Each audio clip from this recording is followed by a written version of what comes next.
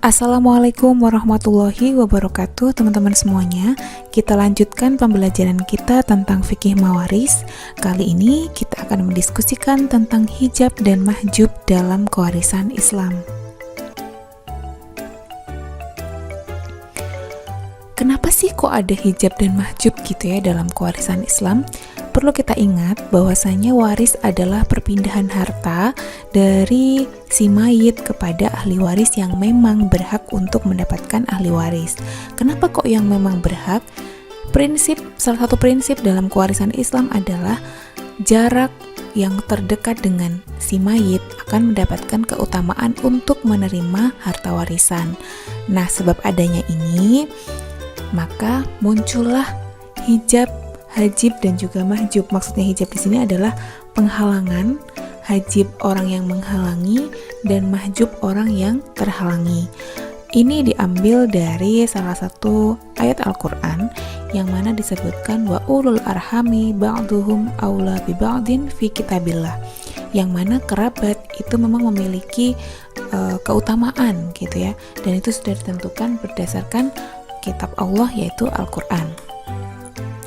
Nah, sekarang kita perlu mengetahui definisi dari hijab itu sendiri.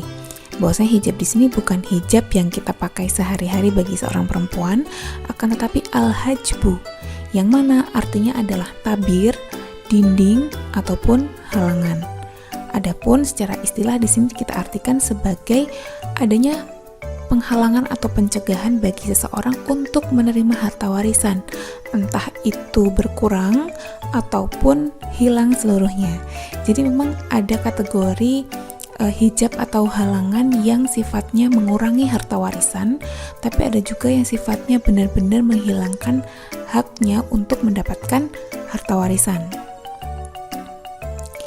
Mengenai macam-macamnya, ada dua macam secara garis besar, yaitu ada al-hajbu bil wasfi, yaitu seseorang mendapatkan halangan untuk adanya halangan untuk mendapatkan hak waris secara keseluruhan, bahkan bisa dikatakan hak waris mereka itu gugur. Kenapa kok bisa seperti itu? Ya karena ada beberapa sifat-sifat yang mengharuskan mereka harus kehilangan hak mendapatkan hak waris. Misalnya adanya perbedaan agama, adanya pembunuhan, adanya perbudakan. Jadi ini lebih seperti mani'ul irthi gitu ya. Jadi terhalang karena sesuatu hal yang bersifat sesuatu gitu. Kemudian yang kedua adalah al-hajbu bisyakhsi. Kalau al-hajbu bisyakhsi ini berarti gugurnya seseorang untuk mendapatkan hak kewarisan karena adanya orang lain yang berhak. Jadi ada skala prioritas bagi seseorang untuk mendapatkan hak warisan dibanding ahli waris yang lain. Maka hal yang seperti ini disebut dengan al-hajbu bisyakhsi. Jadi memang karena adanya seseorang itu tadi, akhirnya hak kewarisan hilang. Al-hajbu bisyakhsi inilah yang seringkali akan menjadi pembahasan dalam hijab, hajib, dan juga mahjub dalam kewarisan Islam. Hajbu bisyakhsi ini ada dua macam. Yang pertama adalah hijab nukson gitu ya, biasanya kita menyebutnya hijab nukson, yaitu seorang ahli waris terhalang dari sebagian hak yang harusnya dia terima karena adanya ahli waris yang lain. Ini contoh yang paling gampang adalah misalnya seorang suami itu kan awalnya mendapatkan setengah, namun ketika ada cucu atau mungkin ada anak maka dia menjadi seperempat. Jadi memang ada bagian yang terkurangi karena adanya ahli waris yang lain.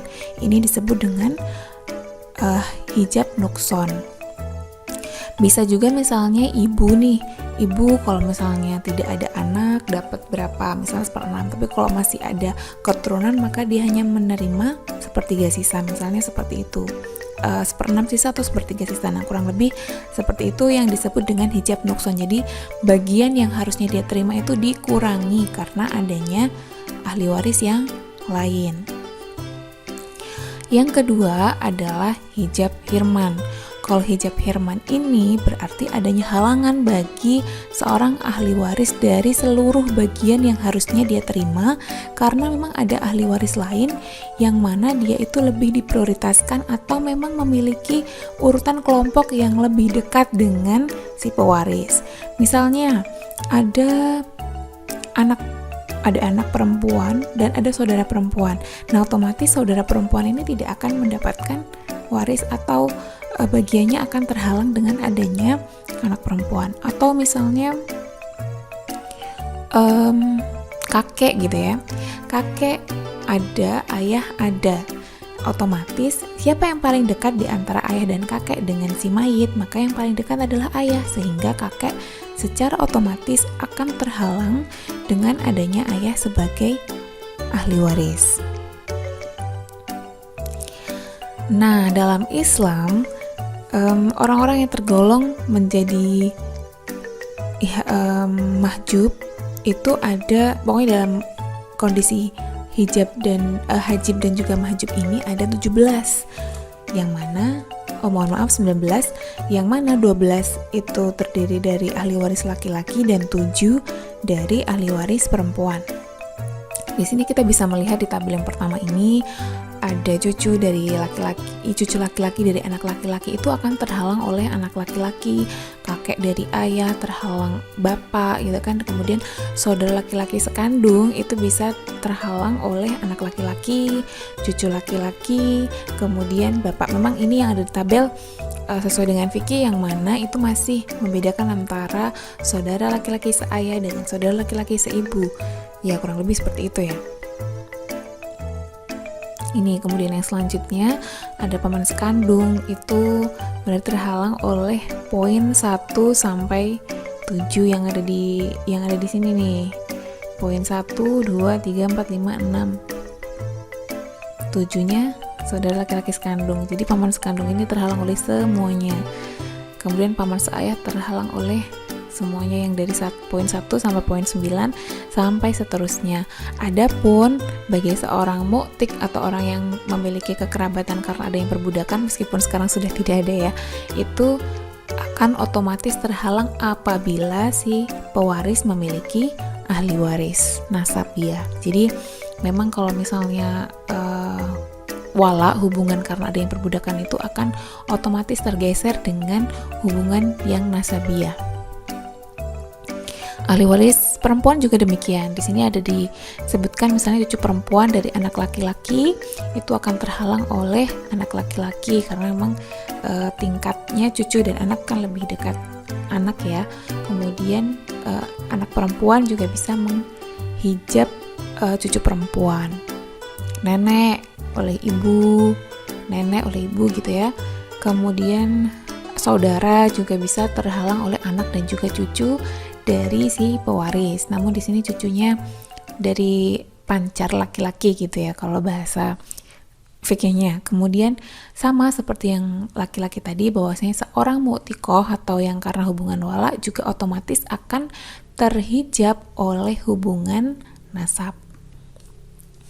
Contohnya adalah seperti ini. Misalnya hijab nukson adalah ketika bagiannya itu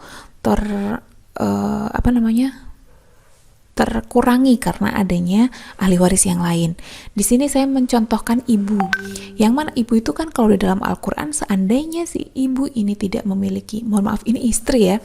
Saya salah tulis. Istri itu memiliki bagian 1/4. Namun ketika dia punya anak, itu bagiannya adalah 1/8. Nah, maka ya inilah yang disebut dengan hijab nukson karena dia sudah terkurangi setengahnya ya, berarti setengahnya. Karena apa? Karena adanya anak laki-laki sehingga bagiannya hanya 1, sedangkan si anak karena posisinya sebagai asobah mendapatkan 7. Kemudian untuk contoh hijab hirman itu karena terhalang karena adanya orang lain gitu ya secara keseluruhan. Maka di sini ketika ditemukan ada kakek, kemudian ada ayah, otomatis si kakek akan terhijab oleh posisi ayah, sehingga ayah, karena ayah itu kalau sendirian dia sifatnya asobah, maka dia mendapatkan semuanya. Itu tadi penjelasan tentang hijab dan juga mahjub di dalam sistem kewarisan Islam. Semoga bisa dipahami dan bermanfaat untuk kita semua. Kita akhiri, wassalamualaikum warahmatullahi wabarakatuh.